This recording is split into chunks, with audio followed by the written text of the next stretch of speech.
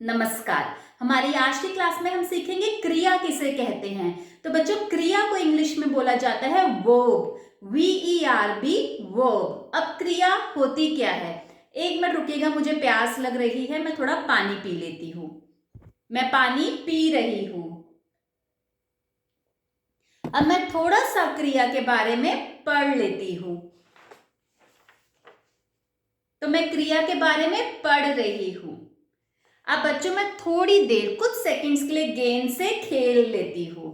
तो मैं गेंद से खेल रही हूँ। तो अभी आपको पता चला कि मैं कुछ काम कर रही थी। और आपको कैसे पता चला कि मैं काम कर रही हूँ? मैं पानी पी रही हूँ, पी रही हूँ। मैं पढ़ रही हूँ, पढ़ रही हूँ। मैं गेंद से खेल रही हूँ, खेल रही हूँ। तो ऐसे शब्दों से, ऐसे वर्ड से पता चल रहा है कि मैं कुछ ना कुछ काम कर रही हूँ। ऐसे ही कुछ कार्य होते हैं, ऐसे ही कुछ काम होते हैं जो प्राकृतिक भी होते हैं, यानी जो नेचुरली होते हैं। जैसे रोज सुबह होती है, रोज रात होती है। तो जिन शब्दों से बच्चों हमें किसी काम के होने का या करने का पता चलता है, उसे क्रिया कहते हैं। हो गया ना इजी? तो क्रिया की परिभाषा क्या होती है? आप फटाफट से अपने एक नोटबुक और पेन ले लीजिए और क्रिया की परिभाषा नोट कर लीजिए। जिन शब्दों से हमें किसी काम के करने का या होने का पता चलता है, वे शब्द क्रिया कहलाते हैं।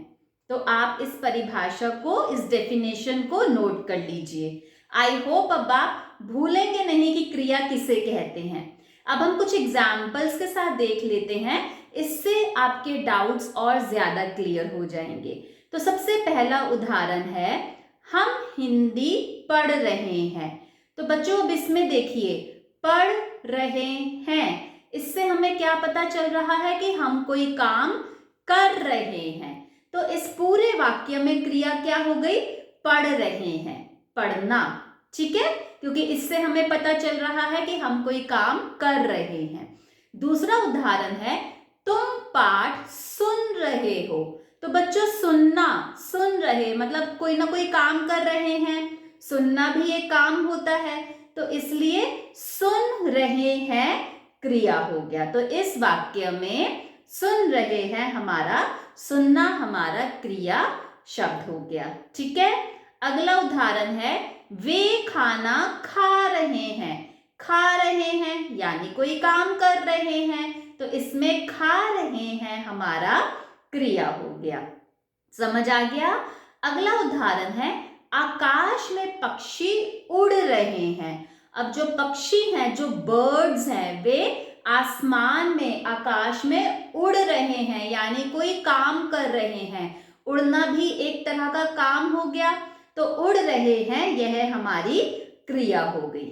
समझ में आया बच्चों? तो इन वाक्यों में हमें जिन शब्दों से किसी काम के होने का पता चल रहा है या काम करने का पता चल रहा है, वे शब्द क्रिया हो गए। जैसे पहले में पढ़ रहे हैं, तो पढ़ना क्रिया हो गया। दूसरे वाक्य में सुन रहे हैं, तो सुनना हमारा क्रिया हो गया, क्योंकि कोई काम हो रहा है।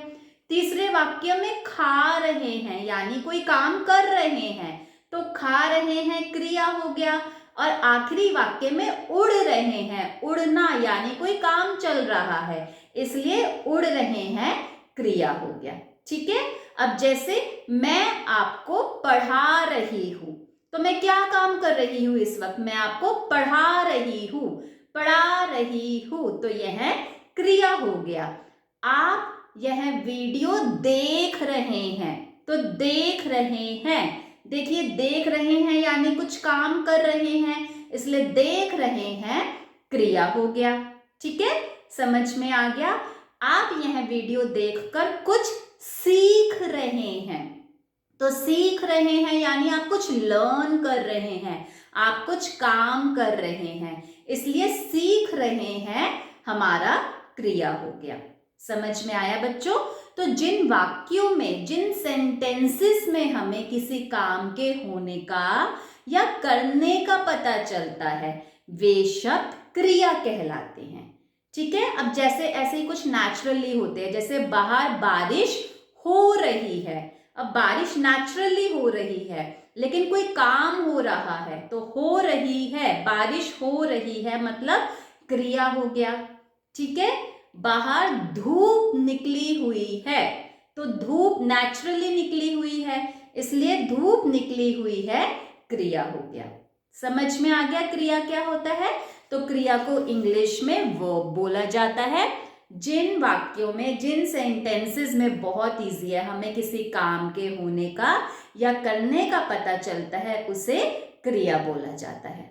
ठीक है, ऐसे ही अब देखिए क्रिया को इंग्लिश में बोला जाता है वर्ब। तो आपको हिंदी में क्रिया क्लियर हो गया और इंग्लिश में वर्ब क्लियर हो गया। जैसे इंग्लिश का कोई सेंटेंस है, आई एम सिंगिंग, मतलब मैं गाना गा रही हूं, तो आप ऐसे समझ सकते हैं गाना गा रही हूं यानी क्रिया, काम हो रहा है। तो आई एम सिंगिंग, सिंगिंग, तो सिंगिंग हमारा वर्ब हो गया। समझ आया? आई एम स्टडिंग, मतलब मैं पढ़ रही हूं, तो स्टडिंग, स्टडिंग की हिंदी क्या हुई? पढ़ रही हूं, यानी कोई काम कर रही हूं। तो स्टडिंग जो है हमारा वर्ब हो गया। ठीक है, यू आर लिसनिंग, लिसनिंग मतलब सुन रहे हैं, यू आर लिसनिंग, आप सुन रहे हैं, तो सुन रहे हैं यानी कुछ काम कर रहे हैं, तो हिंदी में सुन रहे हैं हो गया क्रिया, और लिसनिंग, इंग्लिश में लिसनिंग हमारा हो गया verb.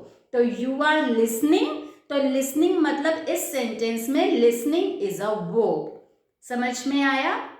He is going to a market, वह बाजार जा रहा है। अब हिंदी में बच्चों देखो, जा रहा है यानी कुछ काम कर रहा है, तो जा रहा है हमारा क्या हो गया? क्रिया। And he is going to market, तो इसमें गोइंग, गोइंग का मतलब जा रहा है, तो गोइंग हमारा क्या हो गया? Verb. He is going to market, तो इसमें हमारा जो going है वो verb हो गया, और he हमारा प्रोनाउन हो गया।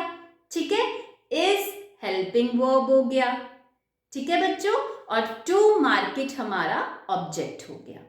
ओके, तो हिंदी में होती है क्रिया और इंग्लिश में होता है वर्ब। आई होप आपको आज क्रिया बहुत क्लियरली समझ में आ गया है।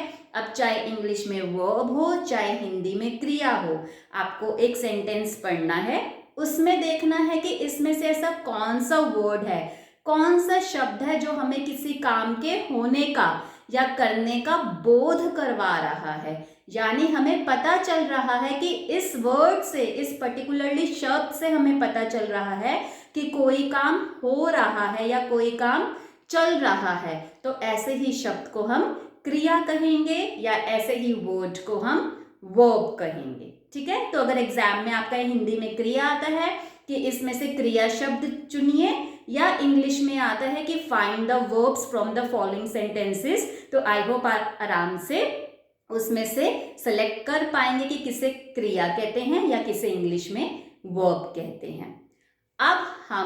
अब हमारा लेक्चर खत्म हो गया है और अब हम खेलने जा रहे हैं, तो जल्दी से कमेंट करके बताइए कि इस वाक्य में क्रिया शब्द कौन सा है। Best wishes for your future.